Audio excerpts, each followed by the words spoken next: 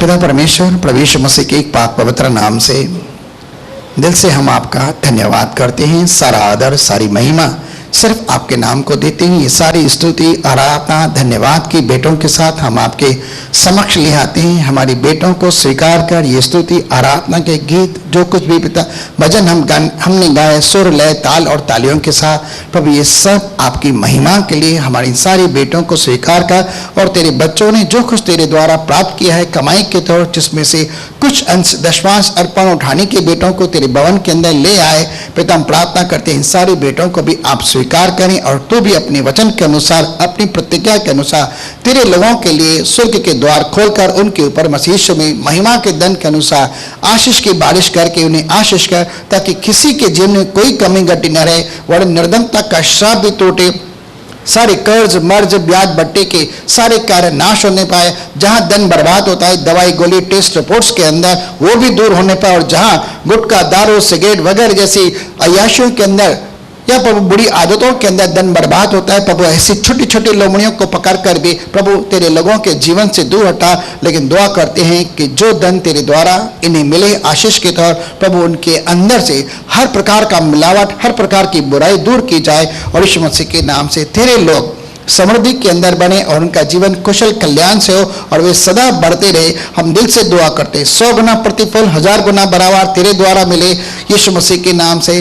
और धन्यवाद करते हैं आज के प्रभु भोज की विधि के लिए। इस रोटी को भी आप आशीषित करें, पवित्र करें, इस दाखरस को भी आशीषित करें, पवित्र करें, और आज के वचन के द्वारा प्रभु हमसे आप बातें करें और हमारे अंदर प्रभु हर प्रकार की बुराई को दूर हटाकर, दुष्ट के हर एक कार्य को दूर हटाकर प्रभु अपने लहू के द्वारा हमें पवित्र ठहराएं। और यीशु मसीह के नाम से हमें इस रोटी में, इस दाखरस में और नई वाचा के अंदर सहभागिता देकर हमारे जीवन के अंदर तेरी इच्छा की पूर्णता होने दे। हम सब बातों के लिए तेरा धन्यवाद करते हैं। मेरे लिए भी आपका अनुग्रह पर्याप्त हो, ताकि मेरी निर्बलता और व्यवस्था के अंदर तेरी सामर्थ प्रकट हो, और बोलने वाला मैं न रहूं लेकिन तेरी आत्मा इस मुख से बात करे और तेरी महिमा हो, प्रभु यीशु मसीह के सामर्थ्य नाम से, आमीन। परमेश्वर के नाम की महिमा हो। पिछली सभा के अंदर जब हम प्रभु भोज की विधि के अंदर शामिल हुए थे, तो हमने इब्रानियों की पुस्तक 10 अध्याय के अंदर से थोड़ा बहुत उल्लेख सुना था, थोड़ा बहुत वचन सुना था। हालांकि वह प्रचार नहीं था, लेकिन एक प्रकार की बाइबल स्टडी थी, जहां पर हमें विवेक का दोष मिल रहा था। लेकिन उसी क्रम को हम आगे बढ़ा रहे हैं। हम आ रहे हैं फटाफट, ज़्यादा समय न लेंगे, 8 बज चुके हैं। इब्रानी की पुस्तक डायरेक्ट 10 अध्याय, जहां पर से हमने आधे में छोड़ा है, वहीं से हम आगे बढ़ रहे हैं। इब्रानी 10 उसका 26 वचन हम पढ़ते हैं, 26 से लेके। क्योंकि सच्चाई की पहचान प्राप्त करने के बाद यदि हम जानबूझकर पाप करते रहें, तो पापों के लिए फिर कोई बलिदान बाकी नहीं। क्या आपने सच्चाई की पहचान प्राप्त की? क्या प्राप्त की? क्या सच्चाई की पहचान है, बताइए। हाँ बोलिए, कोई तो बोलिए। क्या सच्चाई की पहचान प्राप्त की आपने? यहाँ लिखा है क्लियरली, क्योंकि सच्चाई की पहचान प्राप्त करने के बाद यदि हम जानबूझकर पाप करते हैं, तो फिर पाप के लिए बलिदान नहीं। शब्दों के ऊपर अच्छे से ध्यान देना, बिल्कुल भी कान खोलकर परमेश्वर के शब्द को और सुनना, क्योंकि आज आपका सुनना, आपका समझना, आपको शब्द धारण करना आपके जीवन के अंदर बड़ा परिवर्तन लाएगा। क्योंकि हम में से काफी सारे कुछ ऐसे लोग हैं जो एक दोषी स्वभाव को लेकर चलते हैं, एक दोषी विवेक को लेकर चलते हैं। मेरी इच्छा है कि आपके अंदर से विवेक का दोष पूरी तरह से दूर हो, और लेकिन आपके अंदर धार्मिकता का स्वभाव और धार्मिकता का विवेक है, धार्मिकता का मन आने पाए, और आप अपने आप को पापी न जाने। लेकिन उसके लिए जो कुछ मसीह ने किया है, हम उसे थोड़ा बहुत अगर समझेंगे तो आपके पता चल जाएगा कि इब्रानी 9 अध्याय और 10 अध्याय किस संदर्भ में लेखक ने लिखकर आपके सामने रखा हुआ है, और पवित्र आत्मा आपको क्या समझाने की कोशिश कर रही है। अगर आप इन 2 अध्यायों को भी समझ लेंगे तो बड़ी बात है। काफी बार हम अपने आप को मूसा की व्यवस्था के अंदर ले आते हैं, लेकिन व्यवस्था उन्हीं से बात करती है जो व्यवस्था के अधीन है। लेकिन आप और मैं व्यवस्था के अधीन नहीं, इसलिए हमें व्यवस्था की बात नहीं सुननी चाहिए। बोलो, व्यवस्था की बात नहीं सुननी चाहिए। क्यों नहीं सुननी चाहिए? क्योंकि हम अनुग्रह के अधीन हैं, ठीक है, परमेश्वर के अनुग्रह के अधीन है। अब हम व्यवस्था के अधीन नहीं है, और यीशु मसीह ने हमारे लिए व्यवस्था की सारी शर्तों को पूरा किया और व्यवस्था का अंत किया। और व्यवस्था जिस बात की डिमांड करते थे, पाप का प्रायश्चित, वो मसीह यीशु ने अपने बलिदान के द्वारा पूरा किया। और व्यवस्था जिन चीजों की डिमांड करती थी, एक निर्बल इंसान जो शरीर से बना हुआ है उसे कभी भी पूरा नहीं कर सकता था, ठीक है, लेकिन व्यवस्था को परमेश्वर ने ही हमारे लिए पूरा किया। हमारे लिए अपने पुत्र को इस धरती पर भेजकर उसने व्यवस्था की सारी शर्तों को पूरा करके हमें व्यवस्था के पाप अर्थात व्यवस्था के श्राप से मोल लिया है। अब हम व्यवस्था के बंधन में नहीं हैं, हम व्यवस्था से स्वतंत्र हो चुके हैं, ठीक है। अब यहाँ पर जिस बात की मैं आपके सामने कोशिश कर रहा हूँ समझाने की, वहाँ पर चलते हैं। यदि हम सच्चाई की पहचान प्राप्त करने के बाद जानबूझकर पाप करते हैं तो पाप के लिए कोई बलिदान नहीं। सच्चाई क्या है, हम वापस से रिपीट करते हैं चंद शब्दों में, हम फिर आगे बढ़ रहे हैं। यहाँ से वापस आरंभ करेंगे, इब्रानियों 10 उसका 1 से पढ़ते हैं। अगर आप में से किसी को याद नहीं है तो कृपया यूट्यूब के अंदर आपके पास वह मैसेज है, लास्ट है, प्रभु भोज की विधि का, आप उसे सुन सकते हैं। वहाँ पर इसी बात को जताया गया था, आप वहाँ पर जाकर सुन सकते हैं। अनंत जीवन चर्च यूट्यूब के ऊपर मैसेज आते हैं। यहाँ पर हर मंगलवार और रविवार को क्या कहते हैं भाई, रिकॉर्ड किए जाते हैं। सॉरी, शब्द भी भूल जाता हूँ।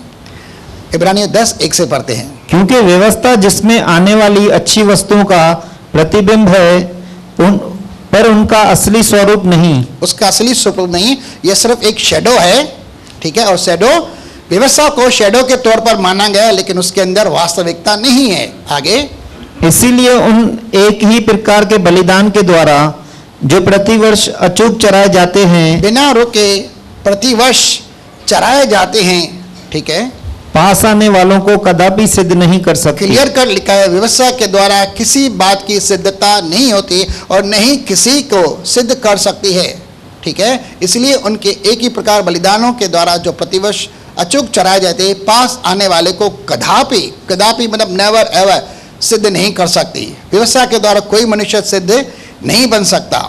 लेकिन अगर व्यवस्था की बहुत सारी आज्ञाएं हैं, अगर कोई व्यवस्था की आज्ञा में एक आज्ञा का भी उल्लंघन करता है तो सारी व्यवस्था का दोष उसके ऊपर आ जाता है। और व्यवस्था सिर्फ मौत को प्रकट करती है, सजा को और दंड को और दोष को प्रकट करती है, ठीक है।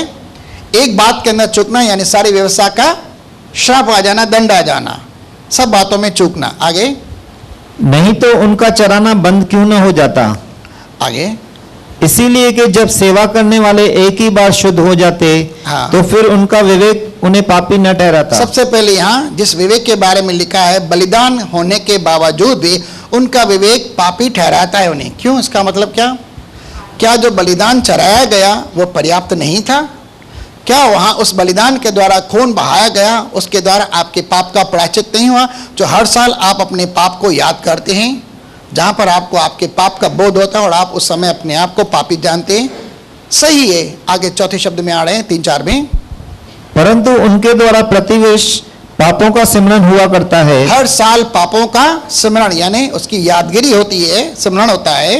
क्योंकि अनहोना है, क्लियर कट यहाँ लिखा है। लेखक यहाँ पर जो कोई भी है, काफी सारे लोग कहते हैं इस लेख को इब्रानी की पुस्तक लिखने वाला और कोई नहीं है, पौलुस है। यहाँ क्लियर कट है, अनहोना है, नामुमकिन है कि बैलों और बकरों का लहू पापों को दूर करे। बैलों और बकरों का लहू पापों को दूर करती है। हमारे विवेक से बैल और बकरे का लहू कभी भी पाप को दूर नहीं कर सकता। वो हमारे विवेक के अंदर ही बना रहता है। और विवेक से जब हम बात करते हैं, हमारा मन जब हमसे बात करता है तो हमें दोषी करार मिलता है। और जब दोषी करार मिलता है हम अपने आप को हीन और तुच्छ पाते हैं, पापी पाते हैं। इसलिए हम हिम्मत जुटा नहीं पाते किसी भी कार्य के लिए। न परमेश्वर के पास जा सकते हैं प्रार्थना के लिए, आराधना के लिए, न हमें बोल्डनेस मिलती है कि हम परमेश्वर से मांगे, ठीक है। विवेक के अंदर पाप प्रकट होता है। आगे, इसी कारण वह जगत में आते समय कहता है। कौन आ रहा है भाई यहाँ पे? प्रभु यीशु। सब लोग बोलेंगे प्रभु यीशु। जगत में आने से पहले ही वह बात कर रहा है पिता परमेश्वर से कि बलिदान और भेंट तूने न चाही, हे पिता, तूने मनुष्य से कभी भी बलिदान न चाहे, भेंट नहीं चाहिए, पर मेरे लिए एक देह तैयार किया। मेरे लिए एक देह तैयार की है। यीशु मसीह परमेश्वर की इच्छा से एक देह का रूप धारण करके आए। वो परमेश्वर का मेमना भी है, तो वो एक प्रकार से मलिका सिद्दीक की रीति पर सदा सर्वदा ठहरने वाला धर्म और शांति का राजा भी है, और राजकुमार भी है, और महायाजक भी है, और हमारे लिए अगुवे की रीति पर वह स्वर्ग राज के अंदर प्रवेश कर चुका है। आगे, होम बलियों और पाप बलियों से तू प्रसन्न नहीं हुआ। प्रतिवर्ष प्रतिदिन वहां पर होम बलि, मेल बलि, पाप बलि, दोष बलि, अन्न बलि परमेश्वर के तंबू के अंदर जो मूसा के अंदर वो चढ़ाए जाते, दिन रात 24 घंटे चलते रहता था, वह काम कभी बंद नहीं होता था, लेकिन परमेश्वर इससे कभी भी खुश नहीं होता था। आगे, तब मैंने कहा, देख मैं आ गया हूँ। उसके बाद परमेश्वर का पुत्र प्रभु यीशु कह रहा है, देख मैं आ गया हूँ। पवित्र शास्त्र में मेरे विषय में लिखा हुआ है, हाँ, ताकि हे परमेश्वर तेरी इच्छा पूरी करूं। मैं आ गया हूँ, तू इन चीजों से प्रसन्न नहीं होता है, मैं तेरी इच्छा को पूर्ण करने के लिए आया हूं, और तेरी इच्छा को पूर्ण करने के लिए तूने मुझे एक देह का रूप दिया है, मैं तेरी इच्छा की पूर्णता करने के लिए आया हूं। अब यूं क्यों कह रहा है? यहाँ होम बलि है, यहाँ दोष बलि है, परमेश्वर को नहीं चाहिए, लेकिन यीशु मसीह का एक देह हो रहा है तैयार। आज से 2000 साल पहले यीशु मसीह मरियम के द्वारा इस संसार में पैदा हुआ, अर्थात पवित्र आत्मा के द्वारा उसका जन्म होता है। वह 30 साल का बड़ा होता है और बपतिस्मा लेता है और सेवा काल के लिए आगे बढ़ता है। ठीक है, लेकिन आगे क्या करता है? जब 3.5 साल की उसकी सेवा पूरी हो गई तो वह क्या करता है? उसे पता चल जाता है मेरा समय पूरा हो गया है और मैं संसार में आया हूं किस लिए? संसार के अंदर अपनी इच्छा नहीं, प्रभु तेरी इच्छा, अपने आप को मनुष्य जाति के पापों के प्रायश्चित के लिए बलिदान करने के लिए आया हूं, तेरी इच्छा के लिए। वो परमेश्वर की इच्छा के लिए आया, अपने आप को बलिदान चढ़ाने के लिए, और इसलिए यीशु मसीह के देह को निर्माण किया गया कि पूरी मानव जाति के पाप की क्षमा के लिए अपने आप को बलिदान करके चढ़ाए। आगे, ऊपर तो वह कहता है कि न तो तूने बलिदान और भेंट और होम बलियों और पाप बलियों को चाहा और न उनसे प्रसन्न हुआ। हाँ। यद्यपि ये बलिदान तो व्यवस्था के अनुसार चढ़ाए जाते हैं। व्यवस्था इन चीजों की डिमांड करती थी और ये लगातार चढ़ाए जाते थे। फिर यह भी कहता है कि देख मैं आ गया हूँ ताकि तेरी इच्छा पूरी करूं। हाँ, निदान वह पहले को उठा देता है। निदान इसका मतलब है, निदान का मतलब इसका मतलब है वह पहले को उठा देता है। अब पहले मतलब क्या? पहली व्यवस्था और व्यवस्था के आधार पर जो भी बलिदान चढ़ाए जाते थे, पाप बलियों, होम बलियों, दोष बलियों, मेल बलियों, अन्न बलियों, इस सारे व्यवस्था को वह उठा देता है, क्योंकि उसे पता था कि मैं व्यवस्था को पूरा करने के लिए आया हूं, और उन सब को वह उठा देता है। उठा देता है मतलब उसे रद्द कर देता है, उसे खारिज कर देता है, उसका अंत कर देता है और उसे पुराना ठहरा देता है। आगे, ताकि दूसरे को नियुक्त करे। दूसरे यानी नई व्यवस्था को मैं लाऊं। बाइबल कितने नियमों के अंदर लिखी गई है? 2 ही नियम है, एक पुराना नियम और एक नया नियम। हम नए नियम के अंदर चल रहे हैं, लेकिन पुराना नियम, इसका मतलब नहीं है कि वो पूरा हो गया, नहीं।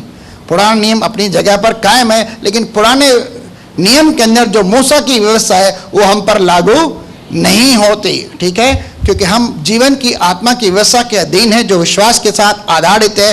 रोमियो 8:1-2 उसके विषय में कह रहा है। आगे, उसी इच्छा से हम यीशु मसीह की देह के एक ही बार बलिदान चढ़ाए जाने के द्वारा पवित्र किए गए अब हैं। यहाँ क्या कहे? अब थोड़ा समझना, क्या यीशु मसीह मंदिर में गया अपने आप को बलिदान चढ़ाने के लिए मूसा के तंबू में? नहीं, बिल्कुल भी नहीं। लेकिन मूसा की जो व्यवस्था थी उसकी शर्तों को पूरा करने के लिए वो कहाँ बलिदान हुआ? हालांकि बलिदान मंदिर के अंदर चढ़ाए जाते थे, मूसा के तंबू में चढ़ाए जाते थे, जैसे ही द्वार से प्रवेश होते थे वहां पर वेदी होती थी। ठीक है, लेकिन यीशु मसीह वेदी के पास नहीं गया अपने आप को बलिदान चढ़ाने के लिए। व्यवस्था के आधार पर वहां डिमांड होती थी, लेकिन ये मंदिर से बाहर गोलगत्ता नामक एक स्थान पर आता है, जो खोपड़ी का स्थान कहलाता है, जहां पर 2 डाकू उसके साथ चढ़ाए गए थे। उस पहाड़ के ऊपर, टीले के ऊपर, वहां पर वह क्रूस पर मना था। और उसने क्या क्या किया था, थोड़ी देर के अंदर हम थोड़ी सी झलक भी देखने जा रहे हैं। आगे, उसी इच्छा से हम यीशु मसीह की देह के एक ही बार बलिदान चढ़ाए जाने के द्वारा पवित्र किए गए। इस बात को समझना, ये बहुत इंपॉर्टेंट वर्ड है, बहुत फेवरेट वर्ड है। यीशु मसीह यहाँ पर आपके लिए, मेरे लिए मेमना बनकर बलिदान होता है और हमारे पाप के प्रायश्चित के लिए खून बहाता है। उसी बलिदान अर्थात उसी एक देह जो बलिदान के तौर परमेश्वर के आगे मेमने के तौर पर चढ़ाई गई, हम उसके देह से बलिदान चढ़ाए जाने के द्वारा क्या किए? पवित्र किए गए हैं। सब लोग बोलेंगे पवित्र किए गए हैं। ठीक है, किसी और के द्वारा हम पवित्र नहीं होते। हालांकि बाइबल में लिखा है वो सिर्फ शरीर की शुद्धता के लिए नियम आधार पर कायदे कानून थे जो स्नान विधि विधान के हिसाब से लिखे थे, लेकिन विवेक का दोष दूर नहीं होता था। विवेक के ऊपर पड़ा हुआ दाग जो था वो कभी नहीं मिटता था और कभी दूर नहीं कर सकता बछड़ों और बकरों का लहू। आगे, और हर एक याजक तो खड़े होकर प्रतिदिन सेवा करता है, हाँ, और एक ही प्रकार के बलिदान को जो पापों को कभी भी दूर नहीं कर देखिए यहाँ सकते, फिर लिखा है पापों को कभी भी दूर नहीं कर सकता, बार बार चराता है। बार बार चराता है। यानी मूसा की व्यवस्था के दिन की बात कर रहा है। पर यह व्यक्ति तो पापों के बदले, यह व्यक्ति यानी यीशु मसीह पापों के बदले एक ही बलिदान एक ही बलिदान सर्वदा के लिए चराता है। फॉरएवर यानी हमेशा हमेशा के लिए, सबके लिए और हमेशा के लिए परमेश्वर के दाहिने जा बैठा। क्या किया उसमें? परमेश्वर के आगे उसने चढ़ाया। अब यीशु मसीह कहां पर मर रहा है? क्या सबको यह पिक्चर पता है? यीशु मसीह क्रूस पर है, उसके ऊपर कांटे कोड़े कीले मारे, लहू लुहान है, कांटों का ताज उसके सर पर है और सब बहुत कुछ, उसका खून बह चुका है, कतरा कतरा खून बहा है। हम बहुत सारे गीत गाते हैं और वह मर रहा है तो वह मरते मरते क्या कह रहा है? 7 शब्द याद है ना? हम लोग गुड फ्राइडे के दिन कभी कभी पढ़ते हैं, याद है? एक शब्द बताइए। वह सिर्फ यहूदी जाति के लिए नहीं, इस्राएल की जाति के लोगों के लिए नहीं, लेकिन वहां पर क्रूस पर जब वह मर रहा था तो अपने आप को एज अ मेमना करके बलिदान चढ़ाकर, अपने ही बलिदान के आगे अपने ही लहू को प्रायश्चित के तौर ठहराकर, जैसे हमने 9:14 इब्रानियों के अंदर पढ़ा कि उसने अपने आप को सनातन आत्मा के द्वारा परमेश्वर के आगे निर्दोष अवस्था के अंदर चराया। तो वो वहां पर क्या करता है? प्रभु मैं अपने आप को निर्दोष अवस्था के अंदर आपके सामने आत्मा के द्वारा चढ़ा रहा हूं, मेरे बलिदान को आप स्वीकार करें, मेरे लहू को एज अ प्रायश्चित करके स्वीकार करें और इन सब को क्षमा करें। ये नहीं जानते क्या करते। वो इस तरह से परमेश्वर के आगे, तम्बू में नहीं है मूसा के, वो क्रूस पर है और वो भी कहां पर? और वो अपने आप को चरा रहा है और कहता है पूरा हुआ। मतलब मनुष्य के उद्धार का जो कार्य था, जिसे व्यवस्था कदापि पूरा नहीं कर सकती, नहीं दे सकती थी, वो उद्धार का कार्य मेमने के बलिदान के द्वारा, प्रायश्चित के तौर देने के द्वारा मैंने वह कार्य पूरा किया। और वह कहता है पूरा हुआ। ठीक है, इट इज फिनिश्ड। यानी व्यवस्था का वह अंत कर देता है और वह नई व्यवस्था अपनी मृत्यु के द्वारा स्थापित करता है। ठीक है, थोड़ा बहुत समझे? चलिए आगे। पर यह व्यक्ति तो पापों के बदले एक ही बलिदान सर्वदा के लिए चढ़ाकर परमेश्वर के, और वह मरा, मरकर जिंदा हुआ, स्वर्ग में उठाया गया। और कहां पर उठाया? परमेश्वर पिता के पास जाकर बिठाया गया, उसके दाहिनी ओर। लेकिन धरती के ऊपर जो याजक काम करते हैं मूसा के तम्बू में, आज तक उनकी सेवा कभी बंद नहीं हुई। वो आज भी बलिदान चढ़ाते हैं। यानी वहां पर जो बलिदान चढ़ाए जाते हैं वो पर्याप्त नहीं थे, न इनसे कभी क्षमा मिलती थी, न ही इनके द्वारा सिद्धता होती थी, न ही इनके द्वारा विवेक का दोष दूर हो सकता था। लेकिन यह एक ही बार चढ़ाकर हमेशा के लिए परमेश्वर के पास बैठा, यानी यह विश्राम के अंदर आ गया। और वह विश्राम आपके लिए और मेरे लिए, जो सबत का विश्राम कहते हैं, आज भी हमारे लिए और आपके लिए बाकी है, जिसके अंदर आपको और मुझको प्रवेश करना है। जैसे हमारा अगुआ अर्थात प्रभु यीशु मसीह जो हमारा चरवाहा भी है, मलिका सिद्दीक की रीति पर हमारे लिए महायाजक भी है, वो वहां पर बैठा हुआ है। कहां पर? और वह लिखा है वह वहां सेवक के तौर पर नहीं है, वह वहां पर अधिकारी के तौर बैठा है। और जब परमेश्वर ने उसके बलिदान को स्वीकार किया तो प्रभु यीशु मसीह को पिता परमेश्वर ने कैसे स्वीकार किया? बेटे मैं तुझसे बहुत प्रसन्न हूँ, तूने मेरी इच्छा के निमित्त अपने आप को बलिदान करने के लिए चढ़ाया, मनुष्य जाति के पापों के प्रायश्चित के लिए। और तूने मेरे लिए और मनुष्य जाति के लिए इतना दर्द सुख दुख सहा, इतनी तकलीफ सही कि तूने मेरी इच्छा के निमित्त मनुष्य जाति को उद्धार देने के लिए वह बलिदान किया। और वो कहता है हे परमेश्वर, तेरा सिंहासन युगान युग का है, क्योंकि तेरा राजदंड न्याय का राजदंड है। और अब स्वर्ग और पृथ्वी सब अधिकार के तौर में तुझे देता हूँ। इस स्वर्ग का मैं तुझे अधिकारी ठहरा देता हूँ, पृथ्वी और पृथ्वी के नीचे जो कुछ भी है उसका मैं तुझे अधिकार देता हूँ, न्याय करने का भी अधिकार मैं तुझे देता हूँ, क्योंकि तूने मेरी इच्छा पूरी कर मुझे प्रसन्न किया। अब ये सारा अधिकार मैं तुझे देता हूँ। और यीशु मसीह मरने के बाद क्या कहता है? स्वर्ग पृथ्वी का सारा अधिकार मेरे हाथ में है, अधलोक की कुंजियां मेरे हाथ में है, क्योंकि मैंने परमेश्वर की इच्छा पूरी की, इसलिए सब मुझे मिला है। अब प्रकाशित के वाक्य में ऐसा लिखा है कि जो मैंने अधिकार परमेश्वर की ओर से पाया है, जो जय पाएगा उसे दूंगा। जैसे मैंने पिता की ओर से अधिकार पाया है लोहे का डंडा लेकर शासन करने के लिए, शैतान के गढ़ों को नाश करने के लिए, वो अधिकार पाया, और जो जय पाएगा उसे मैं भी अधिकार दूंगा। तो ये अधिकार परमेश्वर ने उसे दिया, न्याय करने का अधिकार, और स्वर्ग पृथ्वी सब कुछ अधिकार उसके हाथ में देकर उसे न्यायी ठहरा दिया कि अब जो तू चाहे वही होगा। ठीक है, जो तू चाहे वो होगा। जिस किसी मुर्दे को तू चाहे जिंदा कर, जिस किसी को तू माफ करना है माफ ले, जिस किसी को तू चाहे जो तेरे नाम पर विश्वास करेगा वो स्वर्ग में आ सकता है, जिस किसी को तू माफ करना चाहे, जिस किसी को तू पवित्र करना, सब बातें मैं तेरे अधिकार में देता हूं। अब मैं हस्तक्षेप नहीं करूंगा। समझने की कोशिश करना, क्योंकि यीशु मसीह ने अपने आप को ऐसा चराया क्रूस पर। एक चंद शब्द जो यीशु मसीह ने क्रूस पर कहे थे वो शब्द आपको याद कर रहा हूं। ठीक है, आगे चलते हैं। और उसी समय से इसकी बाट जो रहा है हाँ, कि उसके बेड़ी उसके पांव के नीचे की पीरी बने। उसी समय से वो वहां पर पिता के सामने बैठा है, पिता के पास दाहिनी ओर। उसके बाद वह देख रहा है कि उसके जितने भी दुश्मन हैं, आपके दुश्मन या उसके दुश्मन, हम सब के दुश्मन एक ही हैं, उन सबको क्या करे, उन सबको पांव की चौकी बनाए। लेकिन अब तक हुए नहीं है। आगे, क्योंकि उसने एक ही चरावे के द्वारा उन्हें जो पवित्र किए जाते हैं सर्वदा के लिए सिद्ध कर दिया है। यहाँ का शब्द भी बहुत पावरफुल है। इसका मतलब ये नहीं है कि आप पाप करो क्योंकि आप सर्वदा के लिए सिद्ध बन गए हैं या सर्वदा के लिए पवित्र किए गए हैं। इसका मतलब ऐसा नहीं। काफी सारे लोग उल्टी सीधी रीति से इसका मतलब बताते हैं कि आप पाप करो क्योंकि आपने मसीह यीशु में विश्वास किया, बपतिस्मा लिया, आपके पास पवित्र आत्मा आ गया, आप पाप करो, आपके सारे पाप माफ है। इसका मतलब ये बिल्कुल भी नहीं है। ये गलत डॉक्ट्रिन हो जाती है। यानी पाप को बढ़ावा देने के लिए पाप का लाइसेंस दिया जा रहा है कि आप भली बिंदास पाप करो, आपके सब पाप माफ है। बिल्कुल भी नहीं, क्योंकि उसने एक ही चरावे के द्वारा अपने आप को, जो सनातन आत्मा के द्वारा परमेश्वर के आगे चराया, क्या किया, उन्हें जो उसके नाम पर विश्वास करते, उनके बलिदान, उसके लहू पर विश्वास करते, उसकी मृत्यु, उसके पुनरुत्थान पर विश्वास करते, उसके आगमन के विषय में विश्वास करते हैं, उन्हें सर्वदा के लिए सिद्ध कर दिया। ठीक है, कहां पर सिद्ध कर दिया? शरीर में। शरीर में तो कोई भी सिद्ध नहीं, प्राण में कोई भी सिद्ध नहीं है, लेकिन आत्मा के अंदर उन्हें हमेशा हमेशा के लिए पवित्र बना दिया। आपने और मैंने जो पवित्र आत्मा पाया है वह परमेश्वर का आत्मा है, खुद परमेश्वर है, वह हमेशा के लिए परफेक्ट है। ठीक है, यीशु मसीह के लहू के द्वारा आप परफेक्ट बन जाते हैं स्पिरिट के अंदर। और आत्मिक बातों के आत्मा पर मन लगाना ही जीवन है, शरीर पर मन लगाना मौत है। आगे, और पवित्र आत्मा भी हमें यह गवाही देता है। क्या आप में से हर एक के पास पवित्र आत्मा है? और आपकी आत्मा अंदर से आपको गवाही देती है? क्या गवाही देती है? क्या पापी हैं या निर्दोष हैं? पवित्र आत्मा कहाँ रहता है? पापी के दिल में कि धर्मी के दिल में?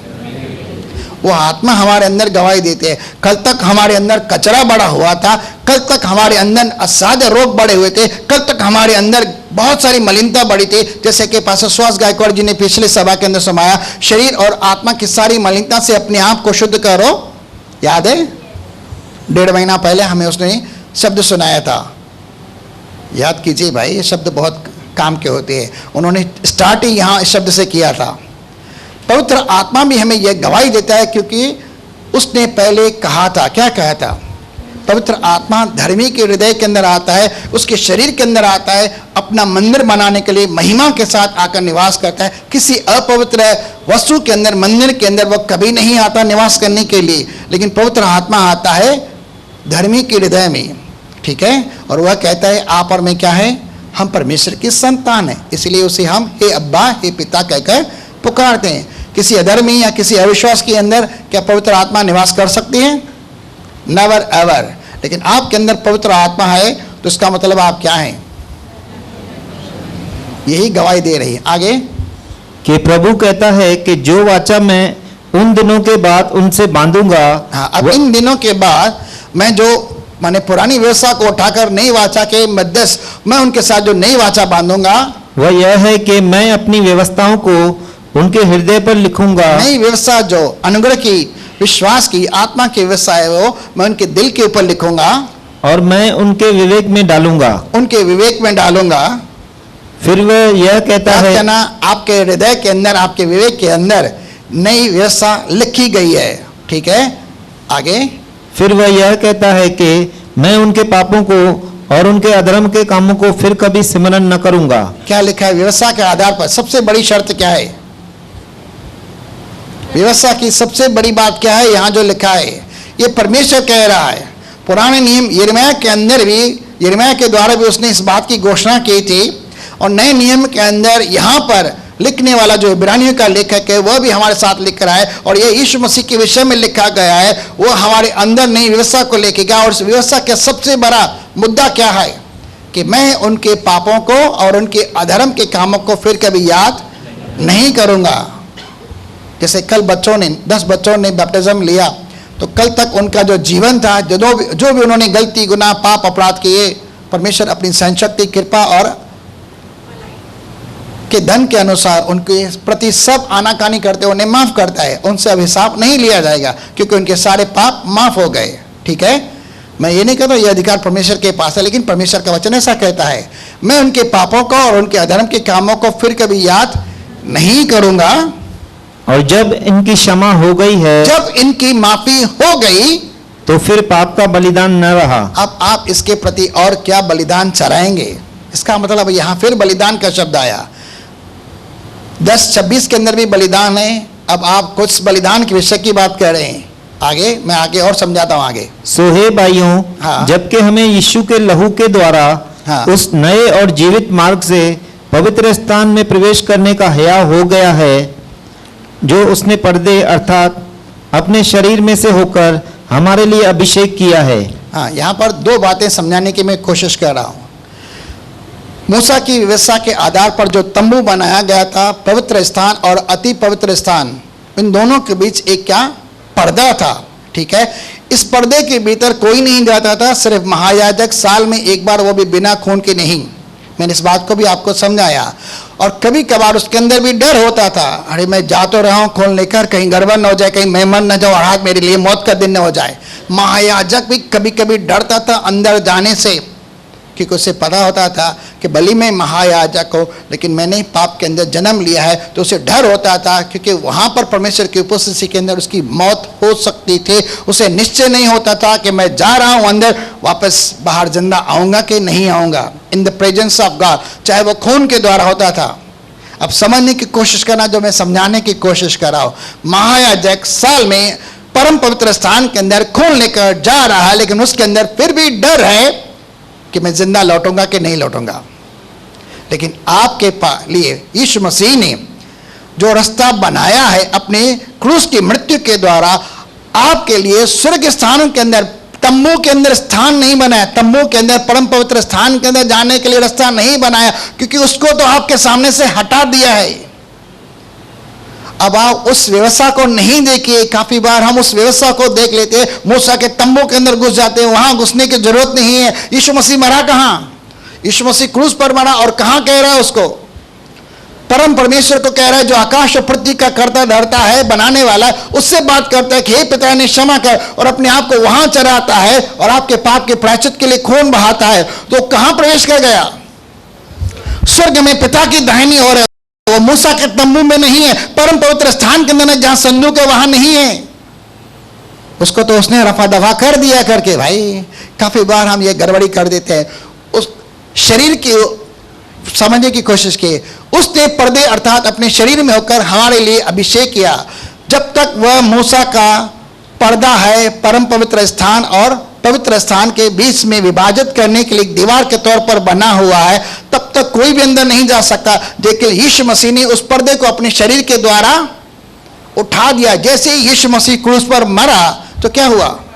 मत्ती 27 अध्याय के अंदर लिखा है, पर्दा ऊपर से लेकिन नीचे तक फट गया, 2 टुकड़े हो गया। इतना मोटा पर्दा ऊपर से लेकिन नीचे तक फट गया। इसका मतलब है वो पर्दा यीशु मसीह के बलिदान, जो मेमने के तौर पर बलिदान करना था, जैसे ही उसने चढ़ाया, परमेश्वर और आपके मध्य में वह जो पर्दा था उसे हटाया गया और आपका आमना सामना परमेश्वर के साथ ऐसे कर दिया। अब उस मनुष्य को याद करना, थोड़ी देर के लिए एक मिसाल के तौर कह रहा हूं। दो मनुष्य मंदिर के बाहर प्रार्थना कर रहे हैं। एक कह रहा है कि मैं इसके जैसा ये नहीं, वो नहीं, ऐसा नहीं, हफ्ते में 2 बार उपवास करता हूँ, दशवांश भी देता हूँ, प्रार्थना में करता हूँ। लेकिन वो बंदा मंदिर के बाहर होकर खड़े होकर कहता है, हे प्रभु मुझ पापी पर दया कर। तो किससे प्रार्थना कर रहा था? हे परमेश्वर मुझ पापी पर दया कर। वो छाती पीट रहा है, रो रहा है, मुंडी नीचे है उसके। किसकी प्रार्थना सुनी गई? क्या इस मनुष्य को मंदिर के अंदर जाने, मूसा के तंबू में जाने की अनुमति थी? अगर जाता भी था तो बिना बलिदान के नहीं, प्रायश्चित के तौर चढ़ाना था। पवित्र स्थान के अंदर जा सकता था? Never ever. अति पवित्र स्थान के अंदर बिल्कुल सपने में भी नहीं सो सकता था। ठीक है। और अगर महायाजक भी डर डर के जाता है तो बड़ी हिम्मत की बात है। लेकिन मसीह यीशु ने उस पर्दे को अपनी देह के द्वारा, बलिदान चढ़ाने के द्वारा आपके सामने से हटाया और वह अभिषेक आप पर उंडेला अपने लहू के द्वारा, अपनी आत्मा के द्वारा, कि आप बिना डरे, बिना चिंता किए, बिना घबराए, बिना हिचक किए, बिना सोचे, बिना समझे, मेरे लहू और मेरे जीवित मार्ग के द्वारा आप परमेश्वर की उपस्थिति में कभी भी, कहीं भी, किसी भी तरह से आ सकते हैं। डरने की जरूरत नहीं है। आपको मौत नहीं मिलेगा। महायाजक डरता है लेकिन आपको डरने की जरूरत नहीं। आप सोच के देखिए, आप महायाजक से बेहतर हैं कि नहीं है? अब पढ़ते हैं वापस 19 वापस में आते 19। सो हे भाइयों, जबकि हमें यीशु के लहू के द्वारा, यीशु मसीह के लहू के द्वारा, उस नए और जीवित मार्ग से, आप महायाजक की नहीं पकड़ के चलो थोड़ी देर के लिए। आप महायाजक 1 मिनट के लिए आप यीशु मसीह के लहू को ले जाते हैं। ठीक है। तो मूसा के तंबू में नहीं, ये तो सिर्फ मिसाल था। मूसा के तंबू में नहीं जा रहे हैं, यीशु मसीह का लहू लेकर जा रहे हैं। कहां पर? मैं तो हाथ का निशान दे रहा हूं आपको, लेकिन हाथ नहीं देना, अपने विवेक के ऊपर, अपने हृदय पर मसीह के लहू के छिड़काव को लेकर अपने हृदय के ऊपर जाते हैं। जैसे ही कहां पर? उस नए और जीवित मार्ग, यीशु मसीह ने क्रूस पर मरने के द्वारा आपके लिए जो नया रास्ता बना है स्वर्ग में जाने के लिए, पिता के सामने उपस्थित होने के लिए, पवित्र स्थान में प्रवेश करने का हियाव हो गया है। आपको हिम्मत मिल जाती है उसकी हुजूरी में आने के लिए। और परमेश्वर क्या देखेगा? अपने पुत्र का लहू देखा कि ये मेरे पुत्र यीशु मसीह के लहू के द्वारा मेरी उपस्थिति के अंदर आए हैं। वहां पर आपको डर नहीं लगेगा। चलिए थोड़ी देर के लिए पूछा, कितने लोग प्रार्थना करने से डरते हैं? कितने लोग परमेश्वर की आराधना करने से डरते हैं? कितने लोग बाइबल पढ़ने से डरते हैं? डर लगता है? क्यों नहीं लगता है? मैं सिर्फ समझा रहा हूं, क्यों नहीं लगता है? क्योंकि आपको पता है जिस यीशु के नाम पर हमने विश्वास किया उसने हमें परमेश्वर की संतान होने का अधिकार दिया। और परमेश्वर हमसे प्रेम करता है।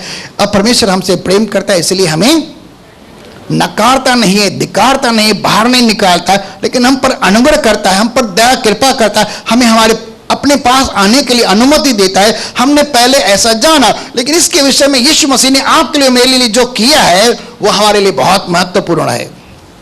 वो आपको उस समय नहीं देखता कि आपके जीवन में क्या पाप है, आपके विवेक के अंदर क्या चल रहा है। जैसे ही आप यीशु के लहू के द्वारा जा रहे हैं, आप हिम्मत बांधकर, बिना डरे, बिना कायरता, बिना घबराए, बिना चिंता किए, बिना मन में एक संदेह लिए भी, एक सोच विचार लिए भी कि मैं मर भी सकता हूं in the presence of God, never ever, कभी नहीं। वो मौत का परमेश्वर नहीं है, वो जीवन का परमेश्वर है। सो हे भाइयों, जबकि हम यीशु के लहू के द्वारा उस नए और जीवित मार्ग से पवित्र स्थान में प्रवेश करने का हियाव हो गया है, जो उसने पर्दे अर्थात अपने शरीर में से होकर हमारे लिए अभिषेक किया है, क्रूस की मृत्यु के द्वारा हम पर उंडेला है। और इसीलिए कि हमारा ऐसा महान याजक है जो परमेश्वर के घर का अधिकारी है। अब महान याजक को भी समझने की कोशिश कीजिए। ठीक है। जो घर का अधिकारी है, याजक लोग घर के अधिकारी नहीं होती थी, वो तो सिर्फ सेवा के लिए वहां पर रखे जाते थे। याजक हो या महायाजक हो, सिर्फ सेवा के लिए। मूसा भी परमेश्वर के घर का क्या था? मंदिर का सेवक था। ठीक है। लेकिन यहां पुत्र जो है अधिकारी है। He has been authorised over all the property of Lord God. परमेश्वर के पास जो कुछ भी सामग्री है स्वर्ग के, उसका वह अधिकारी है और जिसे वो चाहे दे सकता है। आपके साथ वह महायाजक क्या करता है?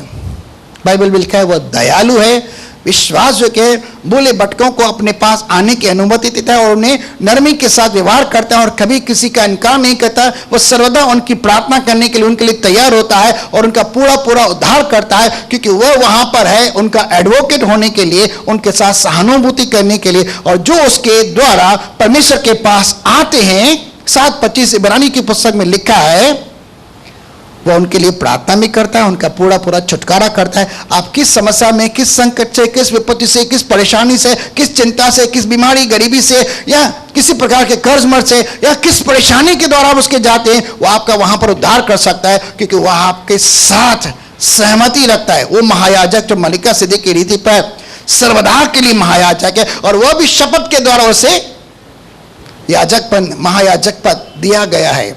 आगे, इसलिए हमारा ऐसा महान याजक है जो परमेश्वर के घर का अधिकारी है। याद रखना, मान के चलो 1 मिनट के लिए मेरे घर के अंदर कोई भी इंसान ऐसे चला आए, मैं पूछूंगा भाई आप कौन है? अगर वो मुझे जवाब देता है मैं तो ऐसे ही आपके घर के अंदर आया, मैं उसे घर पे आने दूंगा? कौन है, तो क्या है, कहाँ से आया है? नहीं, चल निकल बाहर, ठीक है। लेकिन मेरे घर के अंदर कोई ऐसा मनुष्य आए और वह आकर के, भाई आपका जो बेटा प्रेम है ना, मैं उसका दोस्त हूं, तो मैं क्या करूंगा? आने दूंगा? या मैं घर पे नहीं हूं, मेरे पीछे पीछे कोई मनुष्य आ जाता है और कहता है भाई हीरानंद यहाँ पर रहता है, तो मेरी पत्नी बोलती है हाँ यहाँ रहता है। बोला मैं उसका दोस्त हूँ, बचपन में उसके साथ स्कूल में पढ़ता था, क्या मैं आपके घर में आ सकता हूँ? मेरी पत्नी क्या बोलेगी? निकालेगी।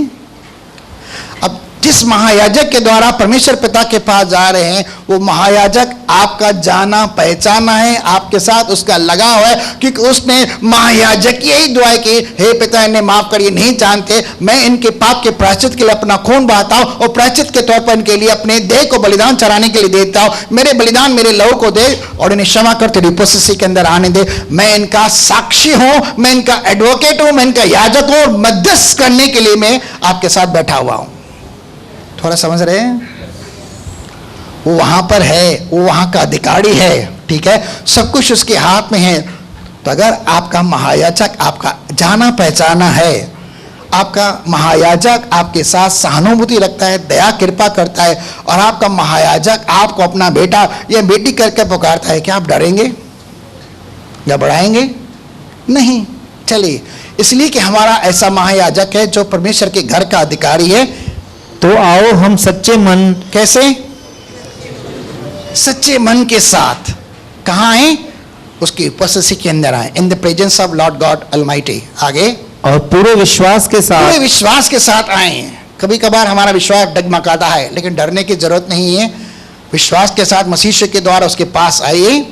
आगे, और विवेक का दोष दूर करने के लिए, विवेक का दोष दूर करने के लिए 2 बातें यहाँ लिखी है। एक, हृदय पर छिड़काव लेकर, सबसे पहले मसीह के लहू का छिड़काव जो बलिदान के द्वारा उसने चढ़ाया, अपने विवेक पर लीजिए, क्योंकि वही एक मात्र लहू है यीशु का, जो आपके जीवन में पड़े हुए हर एक पाप के दाग को धोता है, आपके विवेक पड़े हुए पाप के दाग को धोता है और आपके विवेक को शुद्ध कर देता है। और कोई साधन नहीं है जो ब्लॉट आउट कर सके। लास्ट टाइम मेरे भजन संहिता 51 के अंदर आपको सिखाया था, ब्लॉट आउट यानी एकदम से जैसे उठा लेना और एकदम से रफा दफा कर देना। बचपन में हम जब स्कूल में जाते थे, फर्स्ट और सेकंड शिक्षा के अंदर, वहां पे एक स्लेट होती थी, उस स्लेट के ऊपर हम कलम से लिखते थे और एक छोटा सा स्पंज होता था, पानी के अंदर भिगोकर हम ऐसे कर देते थे, तो क्या हो जाता था? कलम के द्वारा लिखा गया शब्द स्लेट के ऊपर से एकदम गुम हो जाता था। वैसे ही मसीह के लहू आपके हृदय पर पड़े हुए दोष को अपने लहू के द्वारा ब्लॉट आउट कर देता है। फिर जब स्लेट को देखते हैं तो कैसे? एकदम गीली, मसीह के लहू में, एकदम शुद्ध विवेक के तौर पर। ठीक है, थोड़ा थोड़ा समझ रहे हैं? चलिए आगे बढ़े। तो आओ हम सच्चे मन और पूरे विश्वास के साथ विवेक का दोष दूर करने के लिए हृदय पर छिड़काव लेकर मसीह के लहू को और देह को शुद्ध जल से धुलवाकर, देह को शुद्ध जल से धुलवाकर मतलब पानी और शंडोरा नहीं, जैसे मूसा नहीं, बपतिस्मा लेकर पिता पुत्र पवित्र आत्मा के नाम से, जैसे कल 10 बच्चों ने बपतिस्मा लिया अपने पापों से क्षमा पाने के लिए, मन फुराव का अपने शरीर को वचन रूपी जल के द्वारा शोर कर। और यजकल 36, 26, 27, 28 के अंदर में मैं तुम पर शुद्ध जल छिड़कूंगा, लिखा है ना। आगे, देह को शुद्ध जल से धुलवाकर परमेश्वर के समीप जाएं। किसके पास आए? किसके पास आए? डर लगेगा? प्रार्थना करने से, आराधना करने से। अगर विवेक दोष देगा ना तो प्रार्थना होगी, ना आराधना होगी, ना परमेश्वर की कलीसिया के अंदर आएंगे, ना ही उसकी इबादत कर पाएंगे, ना उपवास कर पाएंगे, क्योंकि विवेक गड़बड़ी पैदा करता है और हमारे अंदर बहुत बड़ी बात। चलिए आगे चलते हैं। और अपनी आशा के अंगीकार को दृढ़ता से थामे रहें। आशा, आपके पास जीवित आशा के लिए जन्म दिया गया है और यह आशा है कि परमेश्वर आ रहा है यीशु मसीह बादलों पर और आपको स्वर्ग के अंदर एक नया मकान देने जा रहा है और आप सर्वदा के लिए स्वर्ग में जाएंगे। इस आशा को जो परमेश्वर ने आपको दी हुई, इस आशा को स्वीकार करते रहिए, अंगीकार करते रहिए, क्योंकि जिसने प्रतिज्ञा किया है वह सच्चा है।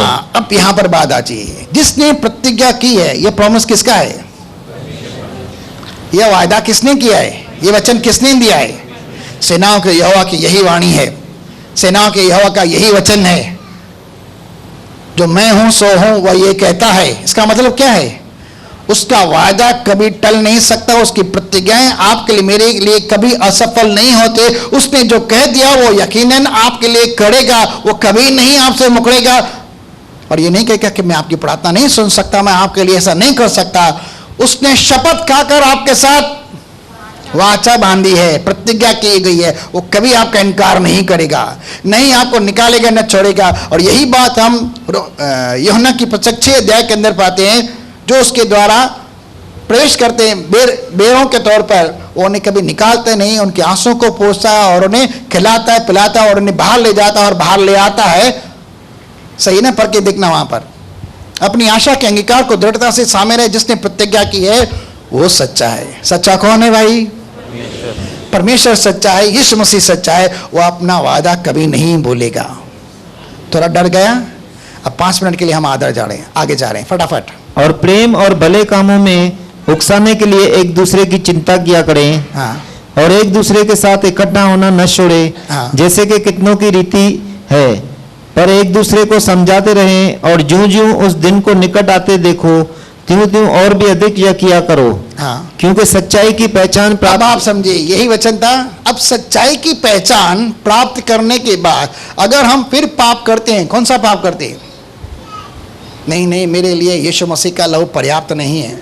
यीशु मसीह ने अपनी देह को जो बलिदान के तौर पर चढ़ाया, मेरे पाप को माफ नहीं कर सकता, मेरे विवेक के दोष को दूर नहीं कर सकता। मैं वापस जाऊंगा और पुरानी व्यवस्था के अनुसार अपने लिए कोई बलिदान चढ़ाऊंगा, कुछ दान धर्म करूंगा, कुछ ये करूंगा, कुछ वो करूंगा, थोड़े आंसू बहा लूंगा, थोड़ा उपवास कर लूंगा, थोड़ा ये करूंगा, थोड़ा वो करूंगा। मेरे विवेक का दोष जाएगा? अगर यीशु मसीह के बलिदान को हम छोड़कर और कुछ भी करने की कोशिश करते, वो कभी नहीं जाएगा। अगर यीशु मसीह के लहू पर हमारा पूरा विश्वास है, उसके बलिदान पर हमारा पूरा विश्वास है, सेकंड भी नहीं लगेगा, आपके विवेक से दोष निकल जाएगा।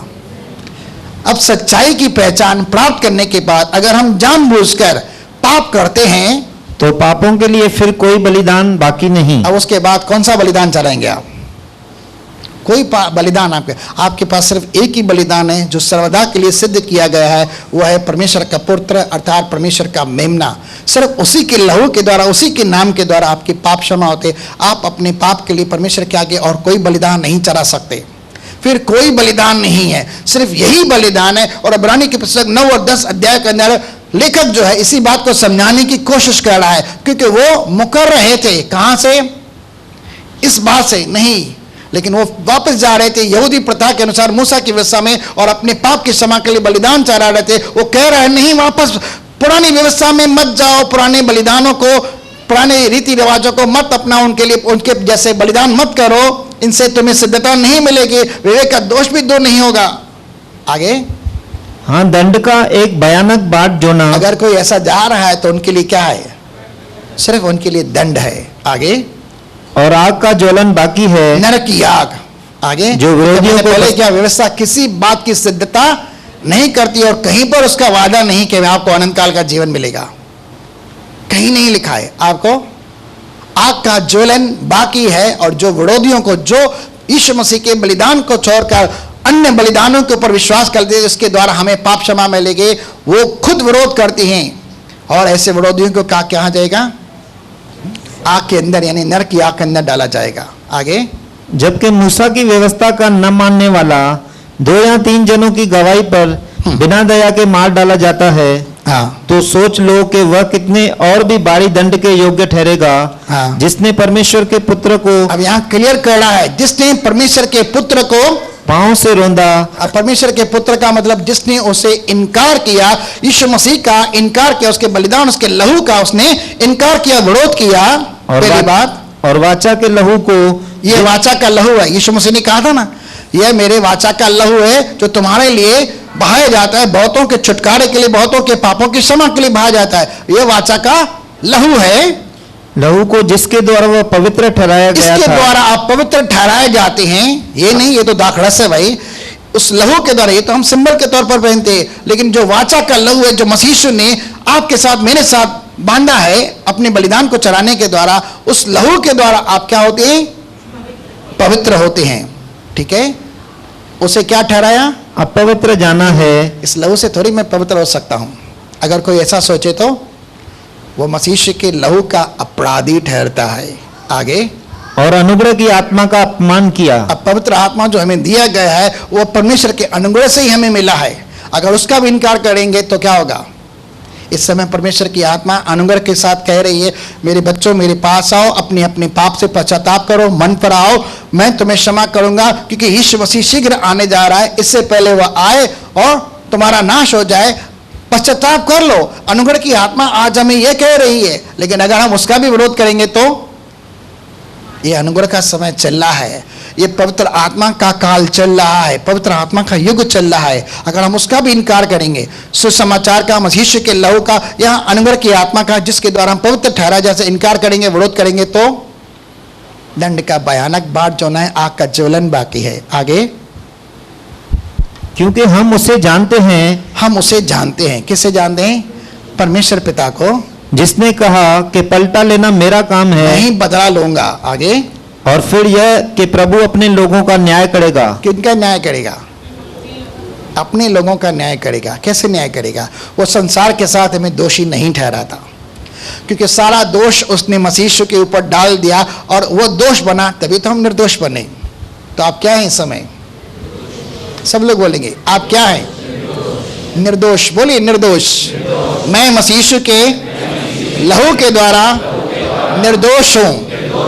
हाँ, आगे, जीवित परमेश्वर के हाथों में पड़ना भयानक बात है। हाँ, बस ऐसा नहीं कि दुनिया के अंदर और पाप नहीं, जो हम पाप करते हैं उनके लिए हमें तो हमेशा माफ़ी मांगनी, पाप की क्षमा के लिए। ठीक है, मैं 2 मिनट के लिए आपसे आंखें बंद करने के लिए कहता हूँ। इस समय भी आपके जीवन के अंदर जहाँ कहीं जो कुछ भी पाप दिखता है, आप मसीह से माफ़ी मांगिए, उसके लहू को पुकारिए, उस लहू को विवेक पर दिए, और देखिए स्लेट के समान आपके हृदय पर वह स्पंज आता है और आपके हृदय के ऊपर पड़ा हुआ विवेक का दोष दूर करता कि नहीं। मसीह का लहू हाबिल के लहू से भी उत्तम बातें बोलता है।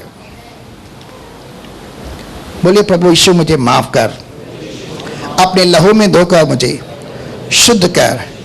तेरा लहू प्रायश्चित का लहू है जो मुझे धोकर सब पाप और अधर्म से शुद्ध करता है। मैं मेरे सब पाप और अधर्म को स्वीकार करता हूँ। हे प्रभु यीशु, तेरा बलिदान ही सच्चा बलिदान है और तेरा लहू ही वास्तव में मेरे विवेक को शुद्ध करता है और दोष को दूर करता है। तेरा लहू मुझ पर उंडेल और यीशु मसीह के नाम से मुझे शुद्ध कर। धन्यवाद, आपने मेरी प्रार्थना को सुना और मुझे क्षमा किया। यीशु मसीह के नाम में आमीन। सबके पाप माफ हो गए? पक्का विश्वास करते हैं? ताली बजाइए फिर।